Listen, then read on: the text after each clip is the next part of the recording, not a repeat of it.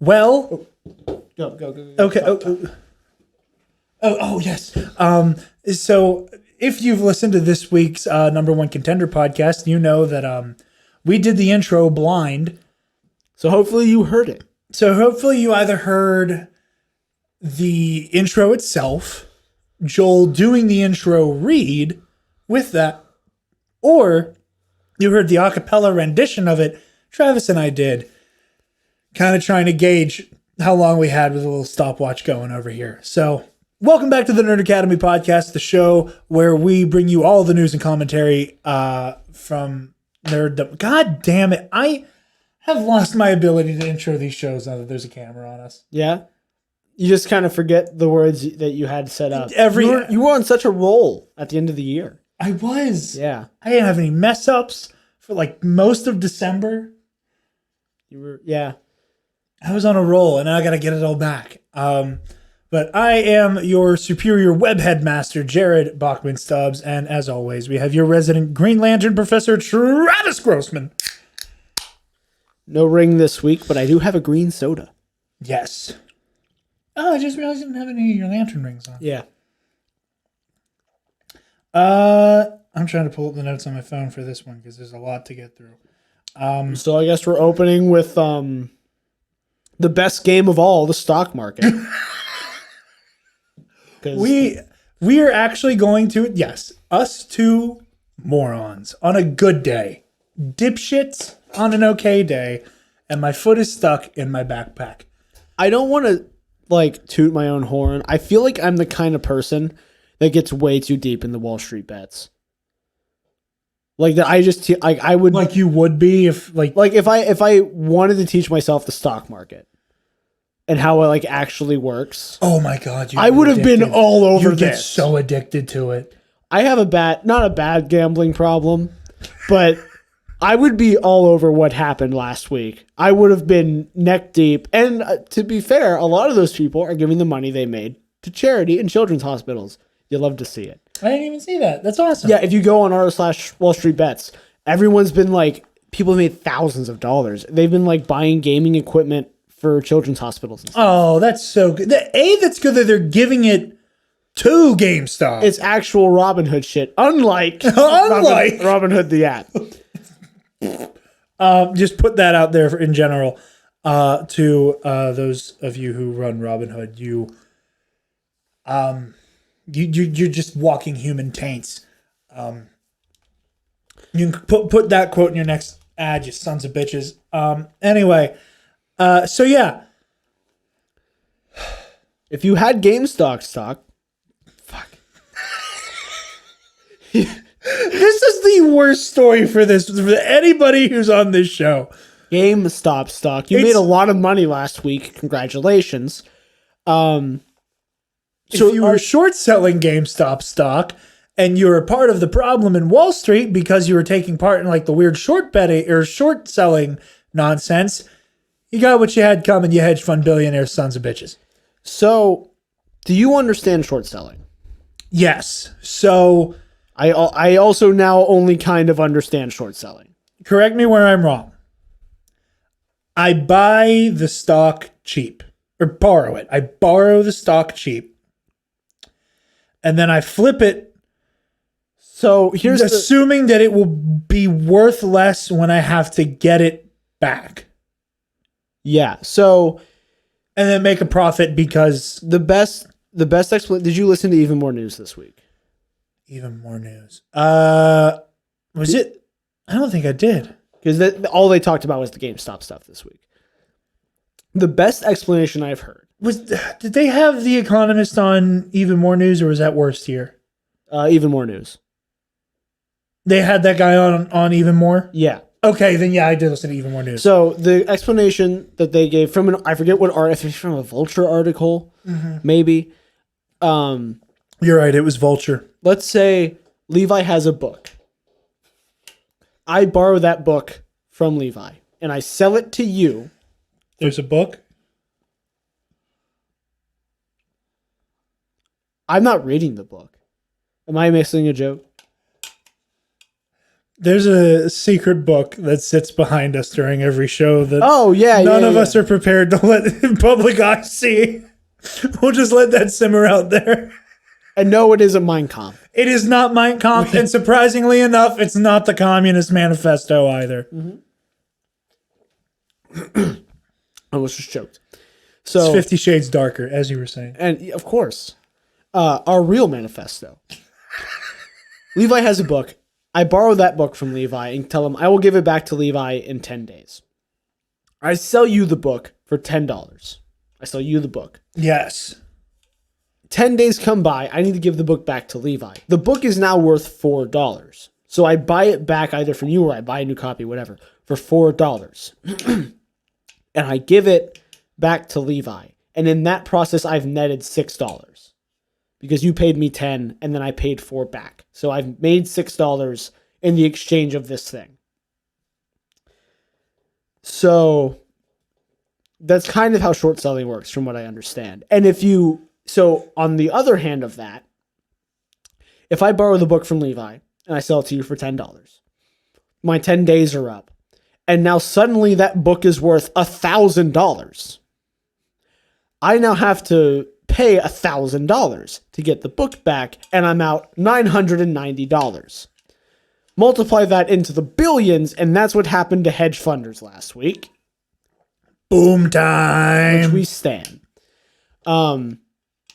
Which they talked at length. Go listen to even more news from last week, from Friday, January 28th, 29th, whatever the 29th. It was a Friday, yeah.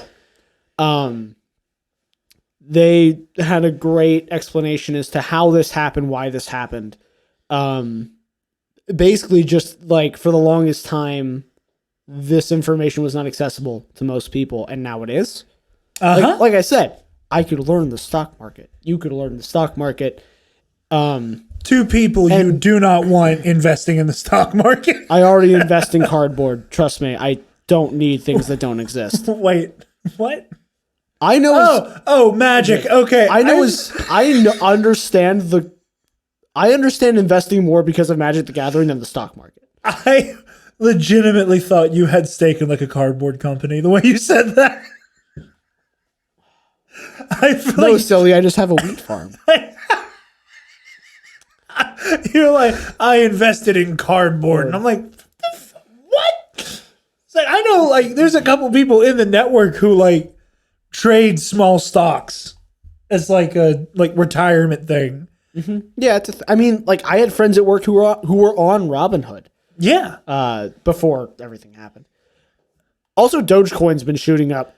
Logan has a shit ton of Dogecoin. Oh, yeah. Well, that was, like, everyone meme bought it. Because it was so cheap, especially on Robinhood. What would happen was you would have residual money from anything that went up, and you would go, I'm going to put like $5 I just earned off this stock in a Dogecoin. Just because. It's $5, who cares? And now suddenly Dogecoin shot up to like $1. Yep. So that's fun. But yeah, basically a bunch of people on Reddit collectively said, hey, what if we just fucked the stock market? Okay, so the guy who led the charge on Wall Street Bets, are you aware of what his username is on Reddit? No. Hit me with it. Joel, I'm so sorry because we're about to break the rules so hard. The guy who led the charge, who also is a Wall Street financier, so like it wasn't, I'm going to steal, talking about other political podcasts that explain this way better than we will. But it's important to entertainment news, so we have to cover it. GameStop is now a Fortune 500 company. How does that make you feel? And you know why it's a Fortune 500 company? Because a guy who calls himself Deep Fucking Value. God bless. God bless that person. I hope they are living well and healthy. Yeah. Well, that was kind of like what Travis Morningstar said on Abe Lincoln's Top Hat, that it's not so much David versus Goliath here. It's more like Goliath versus a slightly smaller Goliath because of the people who are actually playing this game. This isn't a bunch of people who are like you and my age who like, you know, have a passing knowledge, okay income. bet it all on GameStop just to put their balls on the table in some type of redistribution of wealth. It was people, for the most part, who stand to play around in this game a little bit more than most. Not quite as much as like the filthy rich, but well-to-do enough that they could lose a couple bucks in the stock market. Led by deep fucking value into battle. And that brought us here with the GameStonks. The only time I have ever laughed at an Elon Musk tweet. Facts. Because he isn't cool or funny. He is not cool or funny. That's a hard stance that you and I take. Yes. Yeah. As two Iron Man stands, we are personally offended when you compare him to Tony Stark. Please stop. What was I gonna say? Yeah, all it takes is one person having read the rule book to change everything.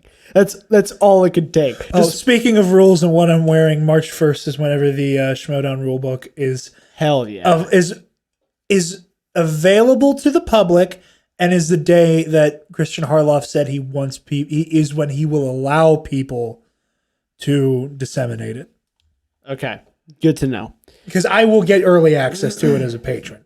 Okay, but he doesn't want people to touch it. Okay. Yeah. Then we'll have our notes ready to go. Exactly. We'll have plenty of time. Because I think it comes out this week. Yes. That's what I'm talking about, though. It's like finding just like, hey, we could just, how short, like, you take a group of people on Reddit and you go, hey, here's how short selling works. We're going to do that and bankrupt hedge funds just overnight. Ready? And everyone on that, everyone in there who isn't, no one in there is a hedge fund person. No one in there is a billionaire is going to go, hell yeah. I want to think we can do this. I want to do this. I would have been all over this. If I was anywhere near the stock market, I would have been all over You know what the horrifying thing about it is that if one of us all it would require is either you being actually into the stock market or me being into the stock market. This getting ready to happen and one phone call. Oh yeah. I would have no bullshit if it was here's this wave of people who are about to decimate these hedge funds. I would have put my whole paycheck last week into GameStop. I would have gone all in. And then turn tail and run and sell because I'm a bad comrade. I would have done it. Or at least some of it to make a buck. But I got car pills to pay. My car bill. Not your car pills. My car pills. Different. That's my ibuprofen I keep in my car. Be smart. Keep ibuprofen in places you might need it. It helps. Is relevant to a future story, and we'll get there in a minute. But the GameStop fiasco is hilarious. The stock market is fake. Money is fake. Yeah, money, the stock market, and credit all pretend. All of it's not real. Moving on. I was talking to a friend of mine last night, and they said, I still don't quite understand how the stock market works. I said, okay, it's basically rich people playing D&D with your money. Kinda. Yeah, actually. Like you failed your saving roll. Now the Dow Jones is in the negative.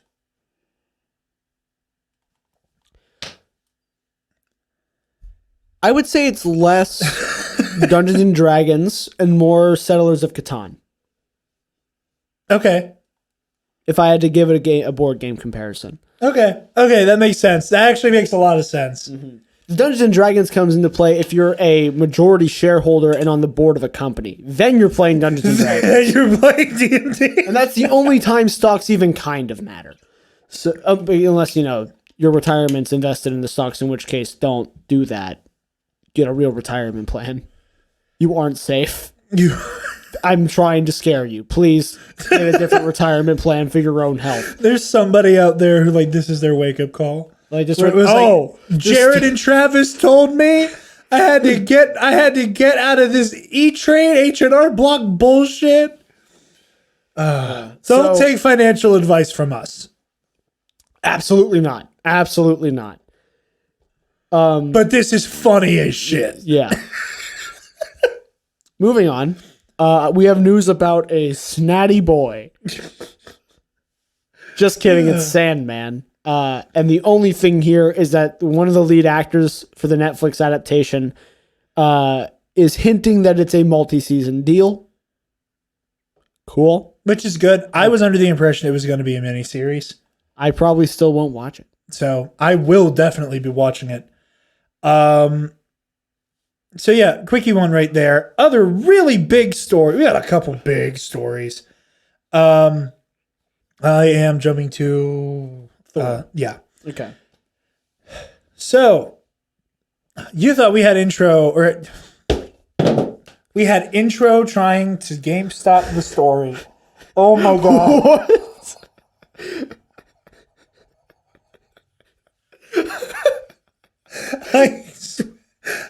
I'm getting a beer.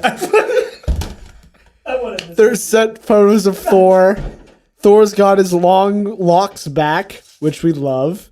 And we got new costumes for Thor and Star-Lord. The door's shut. I'm all alone again. I have the power now. Look at me. Look at me. Look at me. I'm the captain now. You hear that? Captain. Me, not you. Left my keys inside, so I didn't have my bottle opener, so I couldn't get it a second, so I got myself a Blue Moon. I have a bottle opener on my... Oh, it's too late. I opened the Blue Moon. Okay.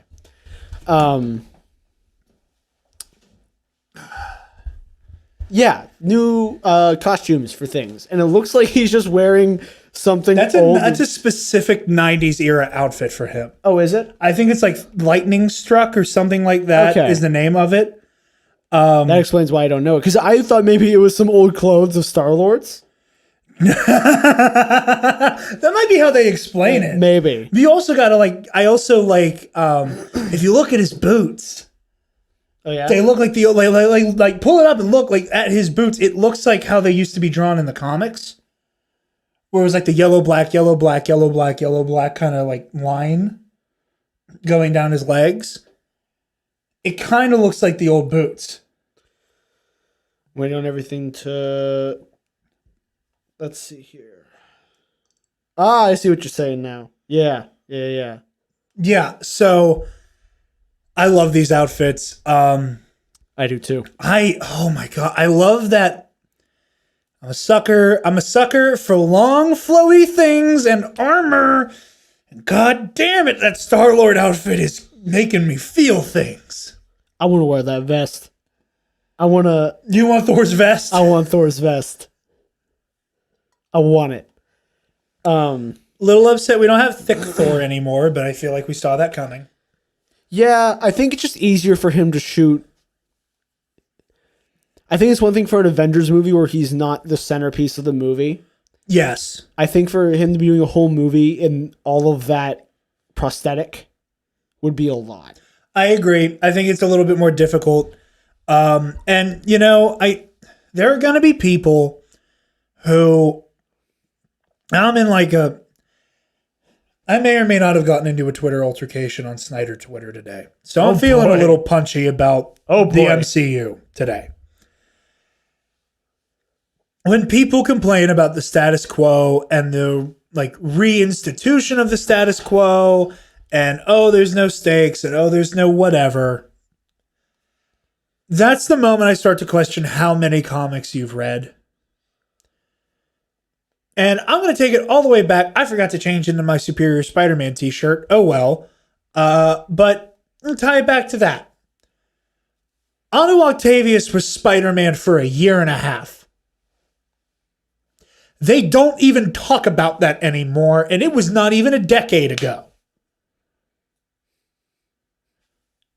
The status quo of comic books is always going to revert back to a certain set of parameters that either you address as normalcy, or that gets reverted back to eventually, or that you talk about the fact that some things change and some things stay the same. I am not surprised that we no longer have thick Thor. I would have liked to have kept him around. I was not expecting him to stay around. But like in all things in comics, eventually things do revert back. So I'm not surprised by this. I do see some people boo-hooing and being disappointed and frustrated by it. The usual MCU pot shots being taken. I kind of don't have time for it. It's disappointing. It's how this kind of stuff works. We talked last year all about the framing of men's bodies in comic book stuff. And a lot of it had to do with Robert Pattinson talking about, no, I'm not going to be built like a brick shithouse for Batman. Mm-hmm. And so I recently, actually talking about this, I recently found a competitive bodybuilder who is the exact dimensions of animated series and Arkham game Bruce Wayne. What? Look up Mr. Olympia winner, not competitor, winner, Chris Bumstead. He is 6'1". I think Bruce is 6'2". Winner? Yeah. He won Classic Physique. So he's 6'1" and competing at 220-ish. He's in the 225 weight class. So he's... This guy? That's his walking around weight. He's probably 230, 245 in that shot. Yeah. Wow. That's real life animated series Batman. It looks like that hurts. It looks like it hurts to look like. Hold on, I'm gonna try to keep vamping. I'm gonna try to cast that to the TV behind us. First of all, I'm gonna blow your mind. He's 1 year older than me. What? That man is 25 years old. What the shit? Yeah. Second thing, to say that again, have them be in shape. Have them be healthy looking, whatever. Because again, it's Batman. He's running across buildings. Thor's a god, whatever. But again, Thor's a god. He can be whatever shape he wants. He's gonna have his powers. Batman's gonna be leaner on the whole because he runs around. There we go. Look at this man, and tell me that person. Also, I love it when he has the mustache. Tell me this man could run across rooftops in a cape and cowl and fight crime. He can't. That's not how that works. Oh my God. It's no disrespect. You got to work hard to look like that. You're going to have to switch the TV back. No shade. I know. I just wanted to make sure. I just double checking the audio. Yeah. It looks like it's painful to walk around like that is all I'm saying. But yeah, all that said, I do wish that we could keep Thick Thor around a little bit longer. However, it is what it is. I understand the decision. And it also opens the door to doing other classic Thor looks. Yeah. Like punk rock Thor that we're getting right here from the comics. And again, since Jane is involved, we might get unworthy Thor. We might get Odin's son. There's a lot of cool stuff to be mined here that you can't necessarily do with thick Thor. Mm-hmm. So I get it. I think it was one of those. It's just easier on the costuming and makeup team to not have to deal with the prosthetics. It's easier on Chris to not have to deal with the prosthetics. Yeah. It's easier for costuming. It's easier. It's less stuff you have to hide in the production.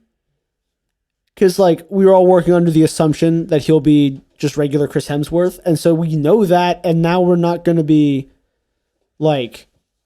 Is Fat Thor still in Thor Love and Thunder? Exactly. And, he'll be in the opening, probably. I imagine the beginning will be some weird montage of him on, a cycle on Star-Lord's ship. There is the joke about him having him getting a Bowflex. Yeah, exactly. So Yeah, that said, like we kind of alluded to, I love Star-Lord's new outfit. Yeah, I love like the arm. I love the shoulder pauldrons, and he has like newer gauntlets on. Those are neat. We also got set photos of Karen Gillan running around as Nebula. Yes. And we saw Sean Gunn running around as Kraglin, now with a fin like Yondu's. It wasn't like the big pointy one, kind of the Goteg 1 Yondu fin, like implanted into his head. So yeah, set photos from Thor: Love and Thunder. It's in production. We have an ass load of Guardians of the Galaxy actors who are going to be in it. And we got confirmation that James Gunn is he's helping Taika in directing. Not like as a directing credit, but he's kind of helping in the sense of like getting the tone down. Here's how the Guardians feel. Here's how we're gonna line like this you did up. with the Russos for Infinity War and Endgame. Exactly. Which is fantastic. I'm glad they're working together. And yeah, me too. I'm very excited. This is still, I think, my most look forward to movie of Phase 4. I think. I'm so excited for this movie. I'm at the point where it can't be anything but Spider-Man. That's fair. That's fair. But vamp and get into the Black Panther story real quick. Oh yeah. So we found out a few hours ago that Ryan Coogler has signed on his media company with Disney. I'm all alone again. I have the power. I don't know what's going on outside. Has signed his company to Disney exclusively for, I think, a 5-year contract to make a Wakanda spin-off Disney Plus series, which I am incredibly excited for because I like Wakanda as a setting and I like Ryan Coogler as a director. Speaking of Ryan Coogler, turn in the movie club. Watch Creed and Creed 2. They're amazing. Some of my favorite movies. No joke. I'm interested in this. I'm very intrigued as to where this is going. My knee jerk is to say Dora Milaje show. Mm-hmm. Could be prequels. Could be some T'Chaka stuff. Could just be some either setup or surrounding information for Black Panther 2 to kind of explain how we're gonna send T'Challa off. Which is another big sticking point. Yeah, this is one of those really big stories that you don't want to speculate about too much. But here's the only thing that worries me: if this broke before we started recording, what's gonna break in 3 hours? I will be hitting upload and Snyder Cut gets leaked. Oh my god! Could you imagine? I don't pirate things. I wouldn't be sleeping tonight. I would watch it twice. Oh yeah. Absolutely. So that's I think that's all our Marvel news. It's not all our Marvel news. We have Spider-Man stuff. We still have Spider-Man stuff.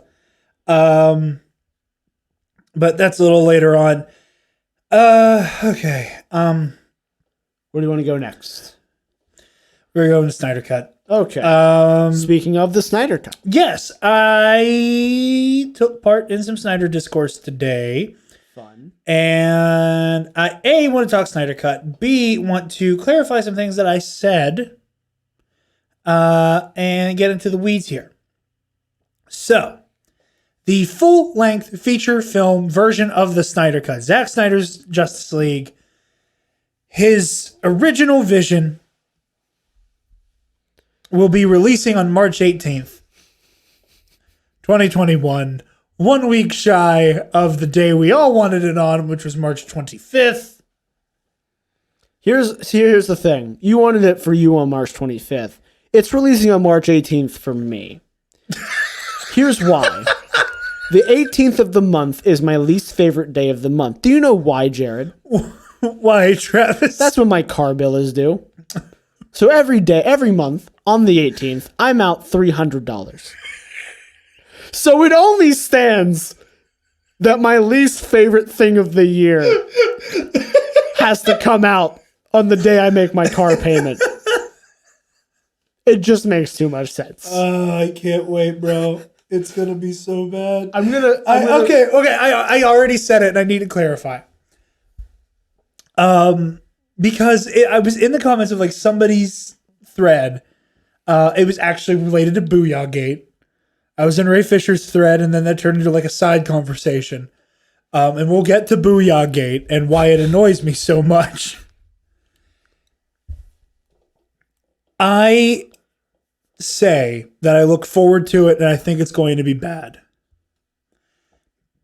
And I look forward to it because I think it's going to be bad, because the things that frustrate me about Zack Snyder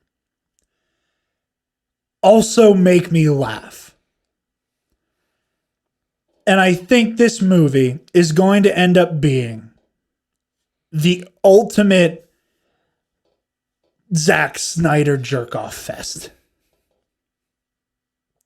I want to be wrong.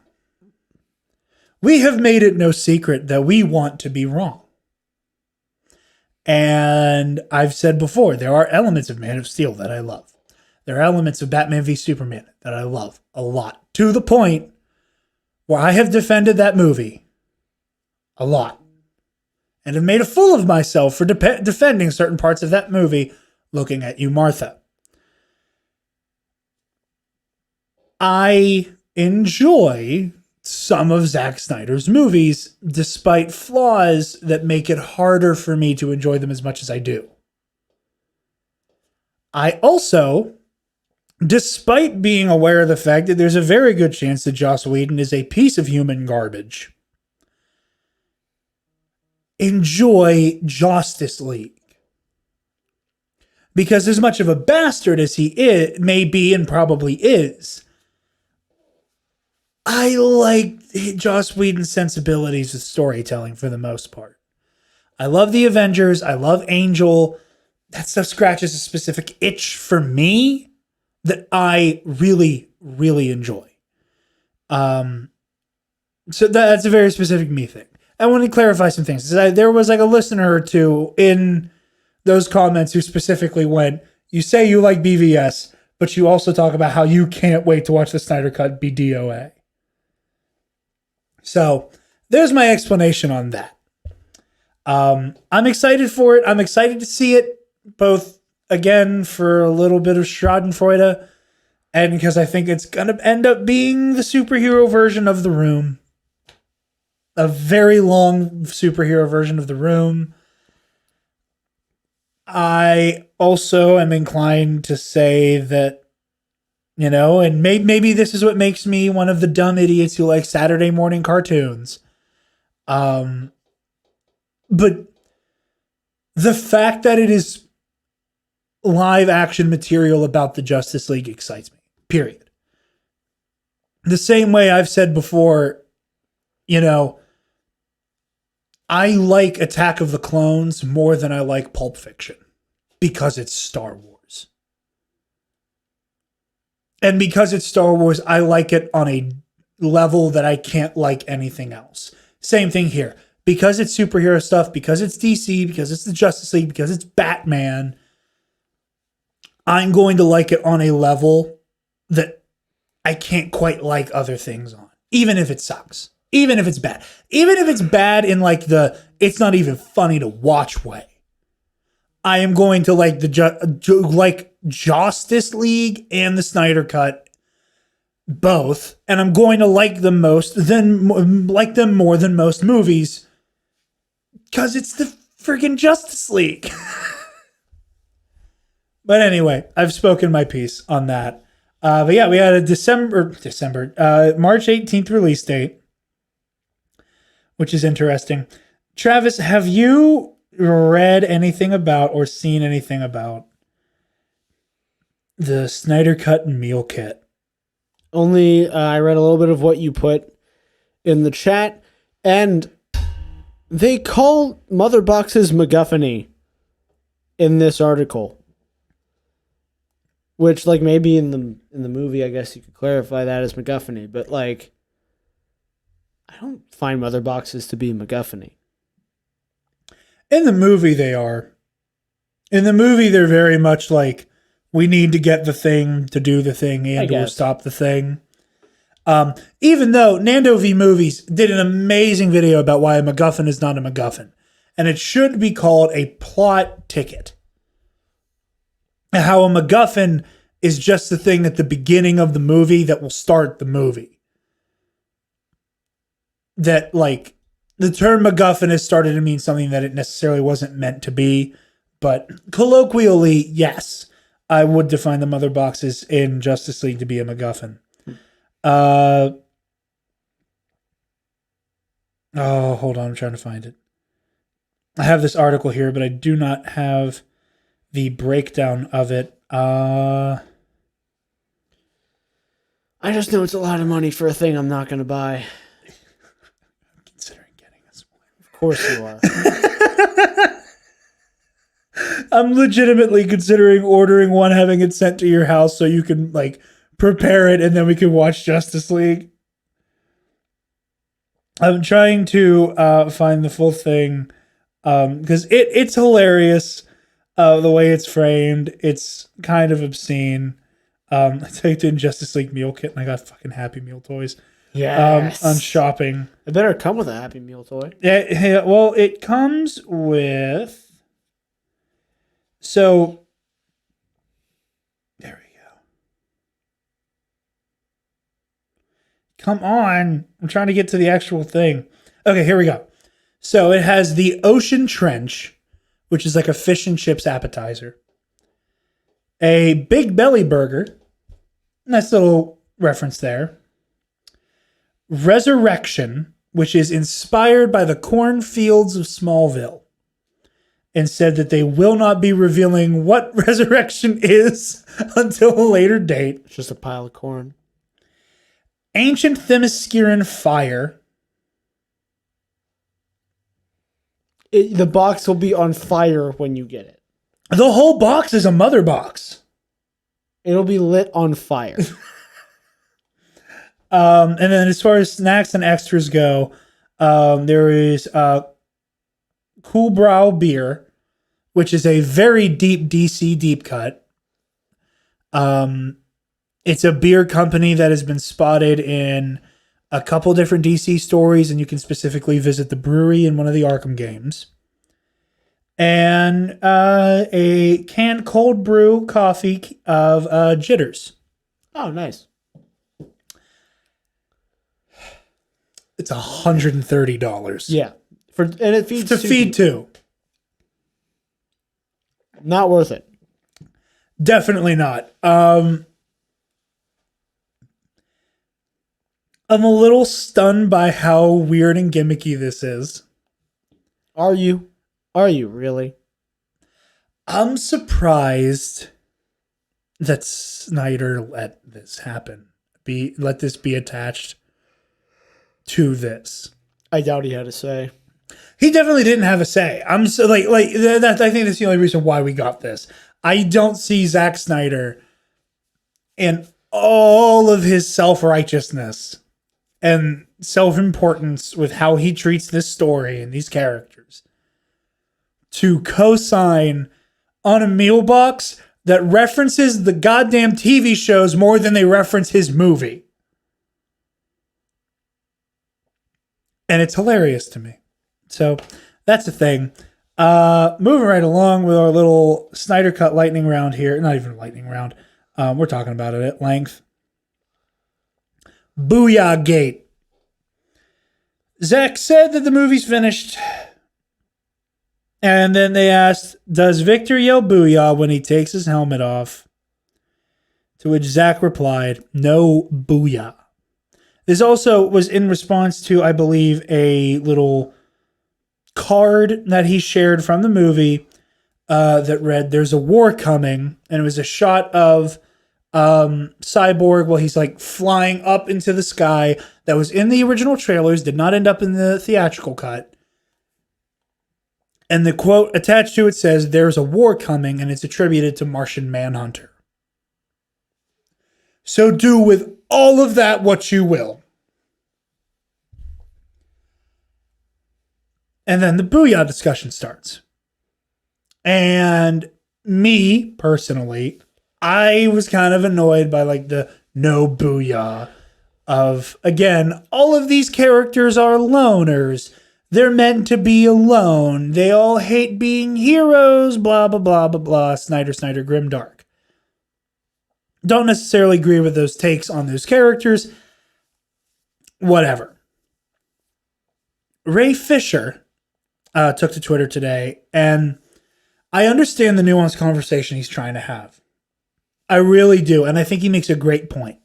As he said something to the effect on Twitter of, a lot of people are bent out of shape that Cyborg doesn't say booyah on Justice League.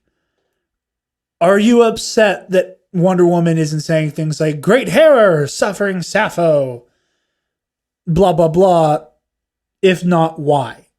And the implication I think that was there, and what a lot of the people commenting were implying, was that people think of Cyborg, a black character, in terms of the catchphrase, and don't put a lot of weight into his personal journey, is what I think he was implying, and what it definitely seemed as though a lot of the people commenting took from the discourse about booyah. I think that's a valid point. I think there's weight to that. I think so too. I said in there, and I have a feeling you and I are on the same page here, that it's not so much Cyborg won't say booyah, so much as it is worth discussing that Cyborg won't say booyah.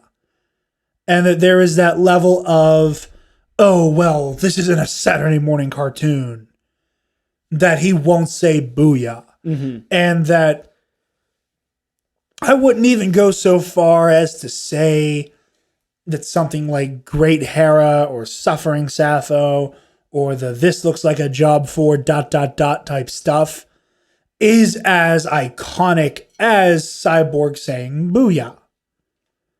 I think Cyborg saying booyah is on the level of something like, I'm Batman, with great power comes great responsibility, Avengers assemble. It's clobbering time, Hulk smash. Yeah, and I think the problem with, in terms of whether or not it'll be there, is that unlike those things, there's no way to pay homage. It's a single word. So there's no way to pay homage to it. Like, I like truth and I'm a big fan of justice. Or Cap telling Hulk to smash. Yeah. Or the very quiet assemble in Endgame. I will say he does say Hulk smash in Incredible Hulk, but you haven't seen Incredible Hulk. Yeah. He just straight up says it. Well, yeah, I mean, like, Hulk will say it, but there's something even in the same way that, like, if I just heard Henry Cavill Superman just go, I stand for truth, justice, and the American way, I'd think it was corny. But in that context, having him go, well, I like truth and I'm a big fan of justice, like, it just worked really well. Yeah. And so, and to a point, I can understand that, like, Cyborg seemingly for the audience practically looks down the barrel of the camera and goes, booyah, once they've all won. I get it. I understand that maybe the booyah was clunky. Maybe having a scene where he gets excited and says it, like, instinctively, maybe that would have felt a little bit more organic. I understand those criticisms. But I think it's more to do with the character having an iconic thing. And in the same way that, you know, us MCU plebs all got so honey-dicked about Cap saying Avengers Assemble. Like, you know, that's like the stinger of Age of Ultron, is he's like, Avengers! Tony almost says it. He's like, Avengers, time to work for a living. You don't get it. And then when you get him saying Avengers Assemble in Endgame, it's like, oh, he said the thing. And again, when you're working with an adapted story, I think it is completely valid to get, oh my God, he said the thing. Mm-hmm. And I think that it is a little narrow. I think it's a little narrow-minded to be like, oh, it's because you're reducing Cyborg to this thing. No, I think there's an entire generation of people who grew up on the Teen Titans cartoon and Cyborg said booyah every episode, and they just want to see a live action Cyborg say booyah the same way, I just want to see Captain America say Avengers Assemble. And how when the Fantastic Four movie comes out eventually, with the John Watt one, if Ben Grimm doesn't say it's clobbering time, I'm going to bitch about it in the review. You know, and like maybe if they if they do the same thing they did with the Avengers, where they're like, we know you want to hear it. If they kind of acknowledge it quietly, cool. But I want to hear him say the thing. And maybe I'm a kid, maybe I'm an idiot, maybe I have a lizard brain. But yeah, I want to hear him say the thing. I'm with you on this. The problem isn't. I'd like him to say it. The problem isn't that the end of the world. If exactly. Like, it's not going to make or break. Nothing's going to make this movie for me. First of all, nothing. I'm sorry. I've already concluded there's no way I'm going to like this thing. I will try. I will do my damnedest. It won't happen. But I think Ray's point is valid. Absolutely. And I think my issue with it is like yours, where I know part of it, because he says it in the Whedon cut, and that was a shot from the Whedon cut, and he doesn't want to use any of that. And it's not even for the right reasons, but like, I get that. I mean, right reasons. Yeah. It is more so I don't want this associated with anything for kids or a cartoon, when like you're working with superheroes. You're working with people in spandex fighting an alien. And that's another thing that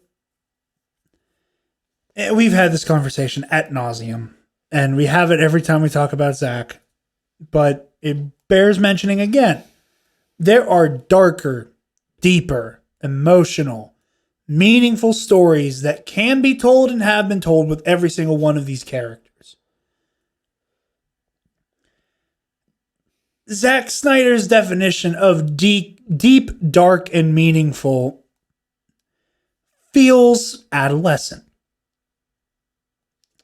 That's a word for it. And I struggle to take him seriously and the stories he's trying to tell seriously when it's like, yeah, my Batman can get raped in prison. My Batman's gonna say fuck. And that's a selling point. That doesn't work for me. When you're predicating it on look how edgy, look how grown up it is, it doesn't feel quite as grown up as you think it does. And I saw a comment in this thread where I was going back and forth with people. I'm like, like, it's a catchphrase. It's fun. It's comic books, And just because something is fun in comic books doesn't mean that it's Batman and Robin. And we're going, and I saw somebody who's like, they said something to the effect of, you can hear booyah as many times as you want in the Justice League. I don't want, there's something to the effect of, you can hear that phrase as much as you want in Justice League. Here's hoping they don't mess up Zach's like deep, serious, and epic story, ... again. And it read like a troll tweet. It read like you tweeted it. Mocking like a Snyder fan. And again, like, as long as you haven't been harassing Warner Brothers and DC employees, or just other people, I'm happy the Snyder Cut's here. I'm happy just in general that we're getting a Snyder Cut. I am not boo-hooing anybody who likes Zach, likes his vision, likes his material, whatever. There is a level of arrogance, and like, I really get angry when I'm talked down to. In general, but in this situation especially. Like, you don't get to take my Batman can get ass fucked in prison as dark, gritty, serious, and epic. That be your definition for that. And then like talk down to other people because they like the MCU. That feels more like a comic book than anything Snyder's ever made. There's a whole movie in the MCU about a man dealing with PTSD. And it is more real than anything Zack Snyder has ever made. I'm sorry. Like, and again, like Iron Man 3 is not a good movie. Like, it's okay. I will watch. It is better than anything I've ever watched of Zack Snyder's.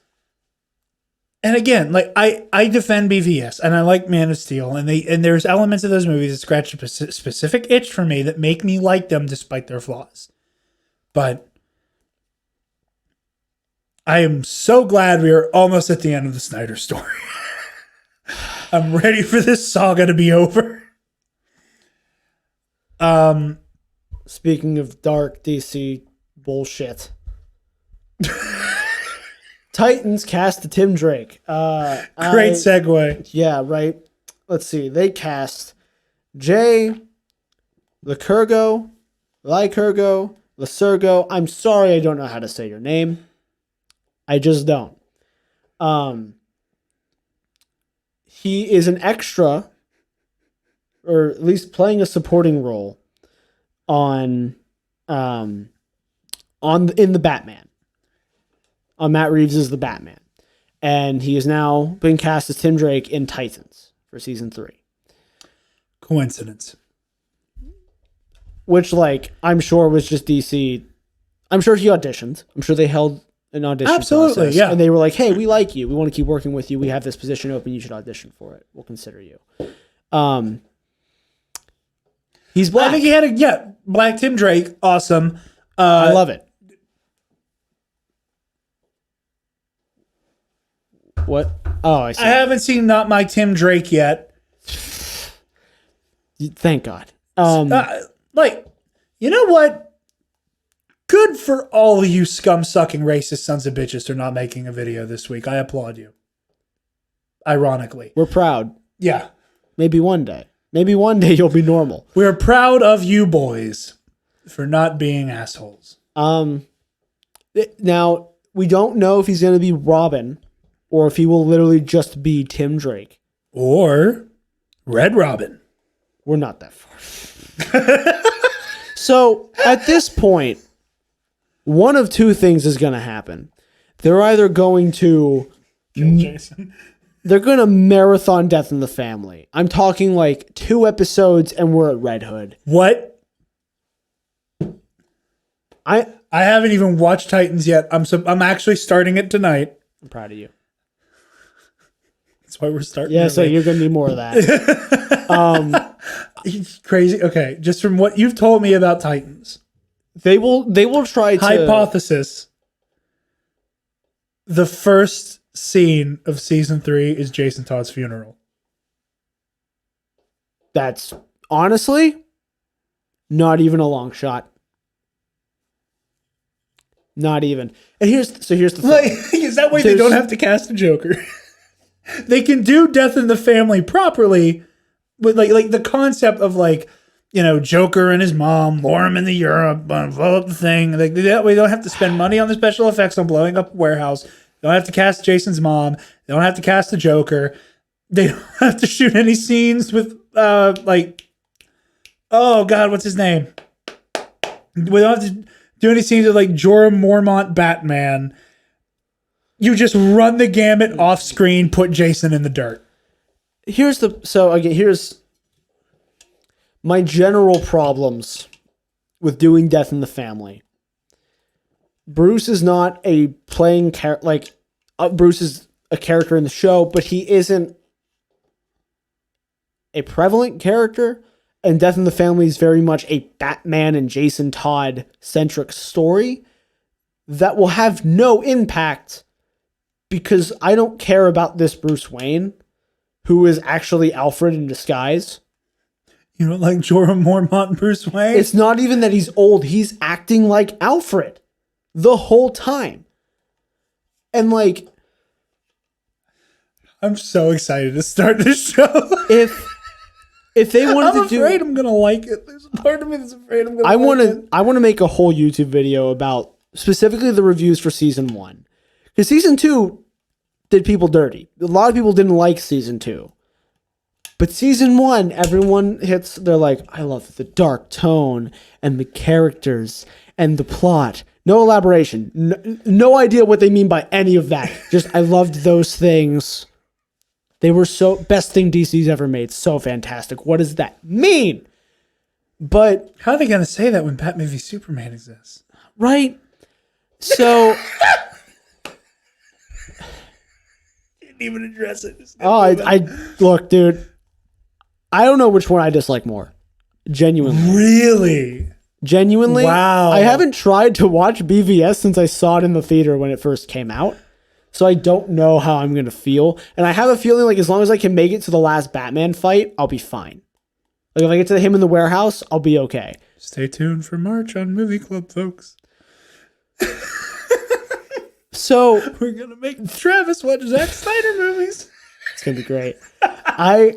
I think they could adapt Death in the Family to be more about Dick and Jason's relationship and how it will affect Dick, which won't necessarily be good. It's a bold move. It's a very brave decision. Because again, to make Death in the Family about Dick and Jason. It falls back on this idea that the show has to tell you that Dick likes taking in strays, which he then actively goes against at every turn. So I don't know how we logically end up at Red Hood unless the other idea is there's just going to be a massive time skip. Because no one ages in Titans. So 5 years could pass and he's died, been resurrected, and is active already as the Red Hood. And has had his thing with Bruce, and Tim has already come on as Robin. And that's just how we're going to explain it. Like, that's just how we're going to start. So, okay, let's say they do that. Is it villain Red Hood still, or is it anti-hero Red Hood, or like member of the Bat family Rubber Bullets Red Hood? If we're that far, it'll be either anti-hero or member of the Bat family. It won't be villain. Because again, villain Red Hood is handled by Bruce. Bruce is the one that confronts him and at least gets him to start thinking about taking up the Bat crest again. So, like, and it doesn't make sense for Dick to do it either, because Dick barely wants anything to do with Bruce either. And that kind of, fuck Batman. And he kind of comes around on that in season 2 without any explanation, but it doesn't. There's no logical way I can see this without them just I just need to say, one of my fondest memories in all of podcasting has been and always will be your explanation of Dick hearing the Nightwing legend in prison on Hall of Heroes. That might have been some of your best work. Just wait till season 3. So they could try to Toriyama this. So Toriyama, when I say that, Akira Toriyama, author of Dragon Ball, hates writing romance because he knows he's not good at it. So when he wrote into a story that Bulma and Vegeta would end up together, what he did, he did this in absolutely genius in my opinion. He wrote it so it's a time travel story. So we're told, because we've seen they have a kid. The kid's a time traveler. Trunks shows up and says, hey, they're going to have a kid. And then we time skip to after Trunks has been born. So he never has to explain how that happens. We just know that it happened, and we're in that reality. We just know that somehow Bulma found Vegeta attractive. Yes. So they could go that route where we don't need to explain how we ended up at a point where Jason Todd has died, come back, and is acting as hero or anti-hero Red Hood. We're just there already, and look, we're just leaving it there, and we're starting our story from there, which is kind of what they tried to do at the start of season 2. Yeah. Where they went, we don't have to explain how they beat Trigon, they just beat Trigon. The problem with how they did it was we had to watch Raven beat Trigon with no explanation. And so I'm watching this in real time, not understanding what's happening in front of me. And now they're just like, hey, it's over. No more. That's it. We're done here. So I have low hopes. I'm excited for this guy to play Tim Drake. I don't think we've ever had a live action Tim Drake. We have not. So that's fun. It sounds like we're going to have a pretty filled out Bat family. We're one step closer to a live action Damien. That's all I care about. Oh, that Bruce Wayne is not having kids. I know. He has not been able to get it up for a long time. So that's the other problem is like this dude's taking on another Robin. I hate that you said it like that.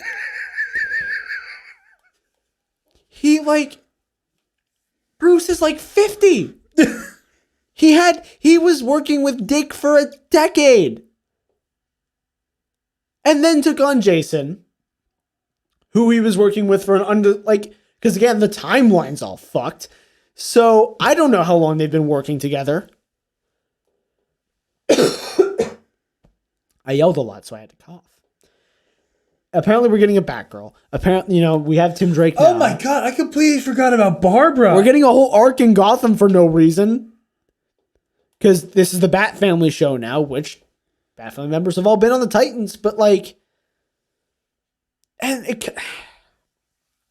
this went way deeper than I meant for it to. But it makes sense them focusing on these characters because there's less special effects to go with it.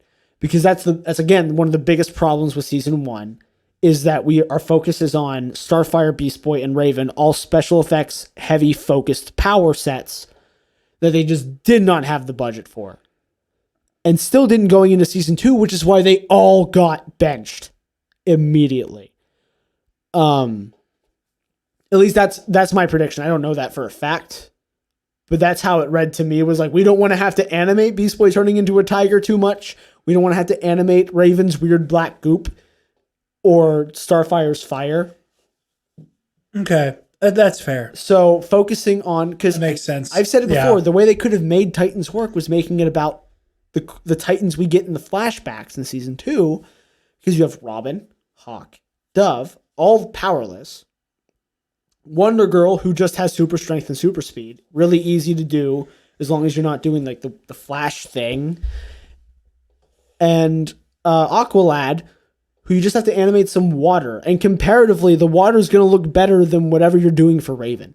That team could have, they could have done such a good story about that team without having to worry about the effects, and could have written a better story about what the Titans are about, family and caring for each other and all of that, and shown Dick become Nightwing. Yeah. Oh god, I'm so excited to start it. That all you got? I think so. Yeah, we have a Tim Drake. Fun.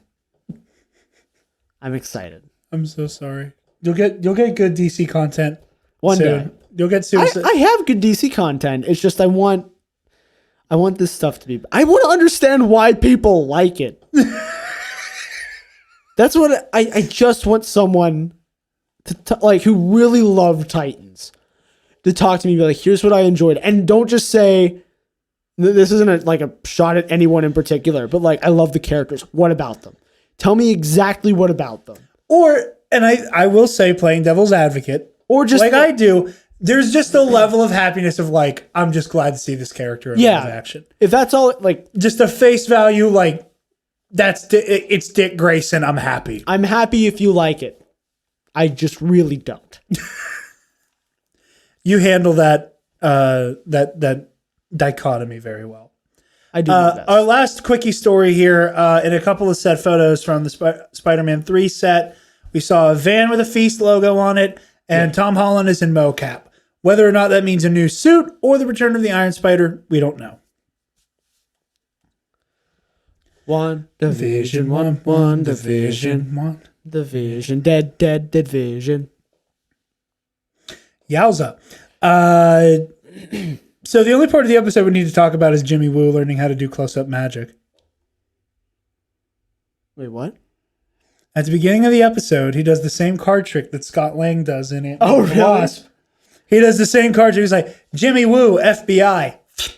And pops the card out from under his sleeve like Scott did. I didn't even notice. That's awesome. Yeah, I know the first time I watched it, I was like, hey, I see you.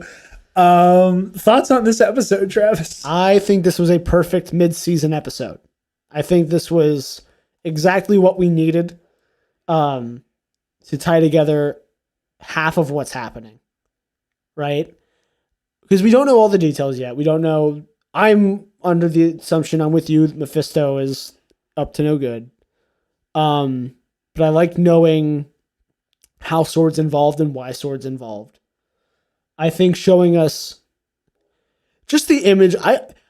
Watching a hospital during the second snap, terrifying. Absolutely terrifying. Like, that scared me more than Vision. Just the concept of being in a hospital, in any role in a hospital, whether you're working there, you're a surgeon, or you're just like a patient or a visitor, and like people just appear.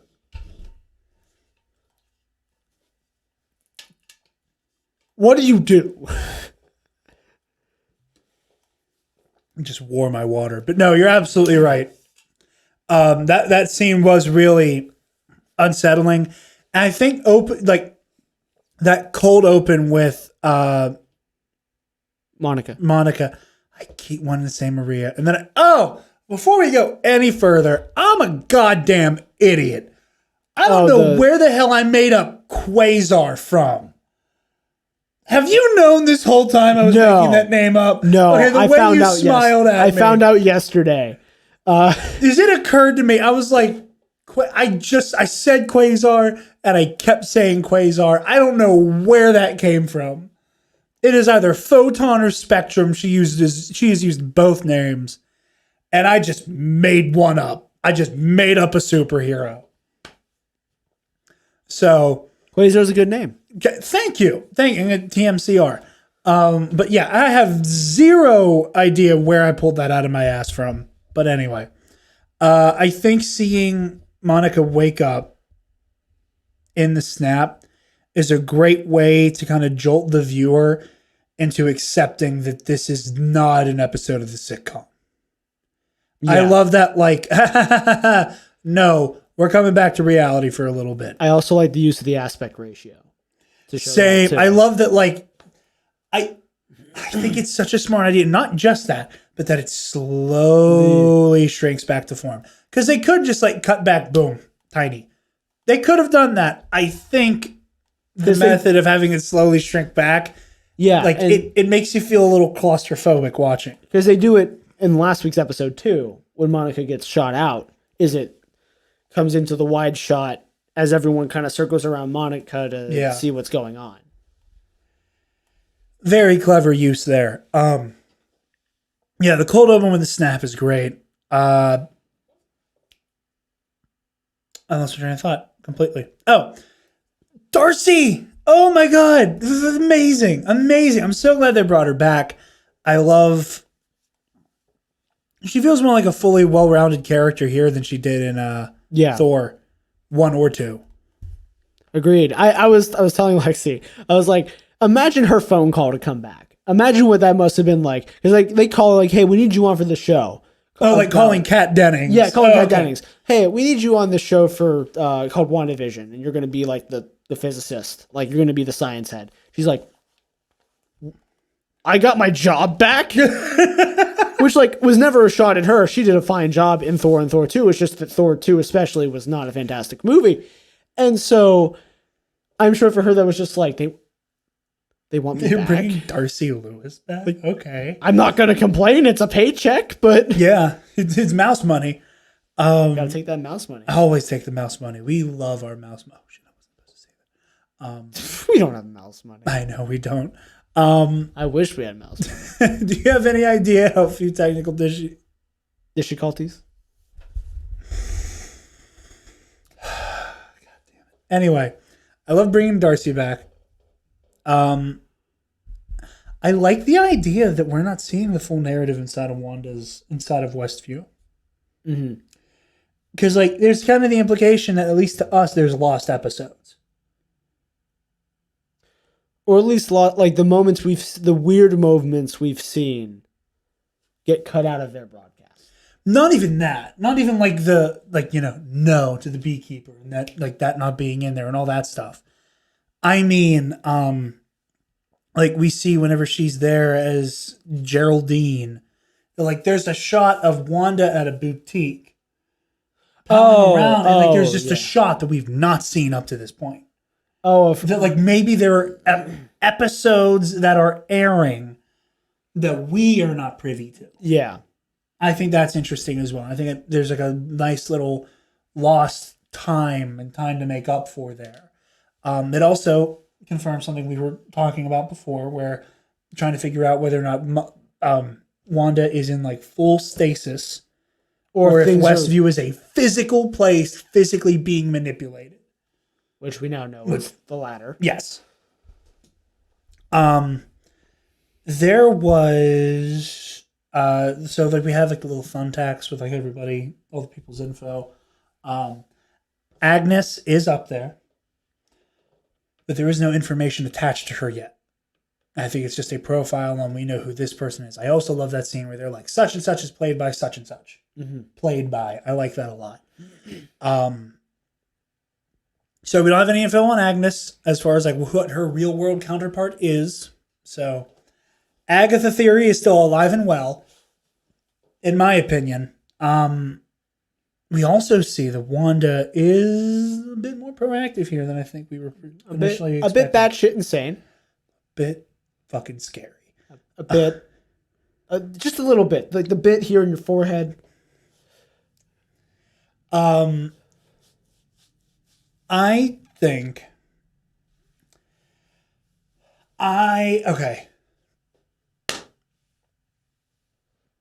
I don't think Wanda completely understands what's going on.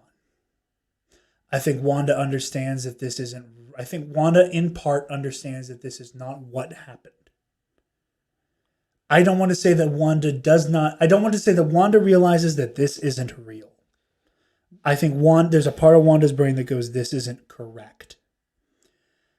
And I think that she is in, I am going to maintain this happy life if it's what fucking kills me mode. Yeah, so where I'm at, again, working under the Mephisto theory. And, I mean, this really is privy to, like, anyone that could be doing this. But for sake of simplicity, I'm going to say Mephisto. Either Mephisto has put her in a trance, and she starts to come to every once in a while, and then says, no, I'm happy. I want to go back. Yeah, I like it here. And or she already started doing this. She started this on her own, and Mephisto saw and went, hey. I think there's and again, this is Mephisto's whole, it's his whole shtick. I think this is a deal with the devil narrative. Okay. I think there was some type of like, you can have a happy life with Vision. Okay. I'm not going to tell you what the catch is. You just need to make me some babies. And it'll involve you and I taking an entire town of people hostage and turning them into your puppets in your little game of house. I think that's the end game here. I think, and we also know the timeline here, which is also really important because chronologically, this is not the latest point in the MCU timeline. Right. This is weeks after Endgame. Mm-hmm. Whereas Spider-Man Far From Home is months. So that also gives us a really good window of S.W.O.R.D. getting onto its feet, initiating its space program that involves Nick Fury and some type of partnership with the Skrulls. And all of those moving pieces up in the stars. Pardon me. There's also the reference of all of their astronauts. Anyway. No, I just heated the beer bottle. Anyway, so I think all of that thickens the plot. Yeah. The more I think about it, the more I think that this is Agnes bring Wanda and Mephisto together, and there's some type of agreement of happy life, give me babies, and what we're looking at, and again, the MCU loves to take different stories and adapt them together and hybridize characters and hybridize stories. What I think we might be looking at here is a hybrid between the Agatha, Mephisto, Wanda and Vision's babies story being cut together with House of M. Mm-hmm. And I've also seen a lot of people starting to posit that, like, maybe this is that we might get our backdoor to the X-Men here. That we might get our backdoor to mutants and to Spectrum/Photon getting her powers. And that people were already saying that, like, her being sent through the radiation could be what did it. Could be what gives her powers. And then whatever Wanda does to break free of this construct, then when everything breaks apart, it will send a shockwave out that will break the multiverse and radiate the planet and activate the X gene. Mm-hmm. Which we'll see how that goes. Also, 100% confirmed for me. I will eat crow if I'm wrong. I don't think I'm wrong. Vision is alive. Vision is alive. Vision is conscious. He is aware of what's going on. He has figured out that there is something wrong. Between last week's episode and the way that he's like, just how unnerved he seems. So Vision's got to know. Vision has to be alive. So a couple things I've thought of are either Vision is the manifestation of Wanda's conscience. You know, kind of the better half idea, right? Okay. And she, like, her shame in what's happening is manifesting in Vision, figuring it out and wanting to break free. Or because her power comes from the Mind Stone and Vision's consciousness comes from the Mind Stone, that Vision's consciousness is still alive through Wanda, and because she's animating Vision's body, there is a part, like, he is still alive in a way. Okay, that's another thing I wanted to ask. Is that Vision's corpse walking around? Yes. There's no way it is. You don't think that was just her jolting back to, like, this is what you actually look like right now? I think that's what she's doing, but it's because that's his actual body. So that's his actual body. Like, that was not memories bleeding through and manifesting. Like, Vision's body. His robo corpse. Yes. I'm not sure in either direction on that yet, but I think the actual Vision consciousness and persona is in there somewhere. Yeah, it's either still in the body or it's in Wanda. One of the two. But yeah, very exciting stuff. I'm looking forward to seeing where episodes 5 through 8 go. This makes for interesting framing, though, because we kind of went through our heads and we went, okay, 50s, 60s, 70s, 80s, 90s, 2000s, 2010s, real world. So it looks like we're only going up to the 2000s. If we jump right back into the sitcom. Yeah, and if we skip ahead at all. Because now I think they're going to be more active in showing us real world stuff. I agree. So granted, a lot of the, we've seen with Mandalorian where we think we have an idea of what's happening, and then halfway through the story gets jarred. So I think now everything's going to be a lot more loose and fluid, and we're not going to be on the same structure we were for the first half, which is fine. Yeah. Because if the MCU has proved anything to me, it's that I don't know shit about writing. And I will gladly just let them take the wheel, and I will enjoy it. Same with Mandalorian. Mandalorian's in the same thing for me. I didn't predict anything about the Mandalorian. Because I was like... That's fair. Because I just wanted to sit back and enjoy it. I'm going to let you vamp for a second while I go to the bathroom, and you can plug the other shows real quick while I go. Oh, God damn it, because I have these bathrooms. All right.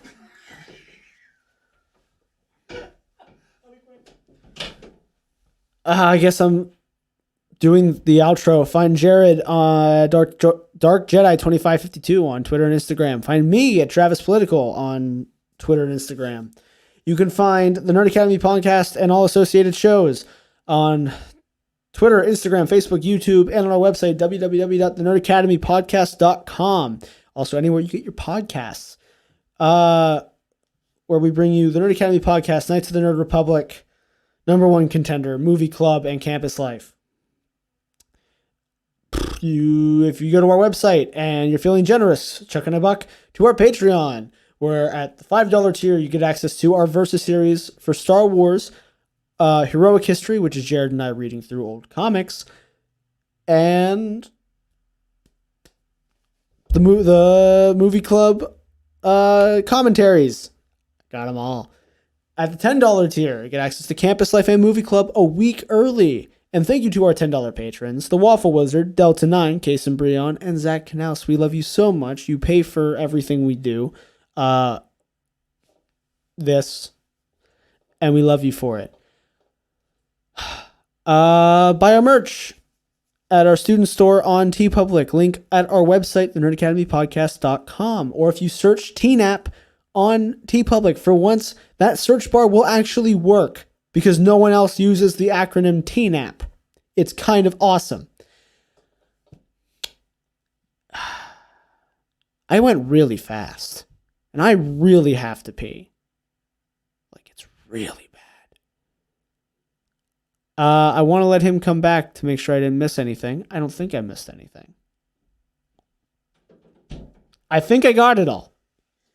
Did you like the whole end of the show? I think I did the whole end of the show. We're still recording. Good. Did you go in the house or outside? I went inside the house. Fun little thing that's just going to be on camera. My mom and sister may or may not be nursing a stray cat on the porch. That's good. So, as you can see, all the weirdos make their way over here. So, I got. have fun with the kitty. Oh yeah, I can go now. You can go now. I did everything. I think All the shows, all the shows. Patreon, TeePublic. TeePublic. I thanked the patrons. Okay, I got all the plugs. I got your plugs. cool. Well, class dismissed.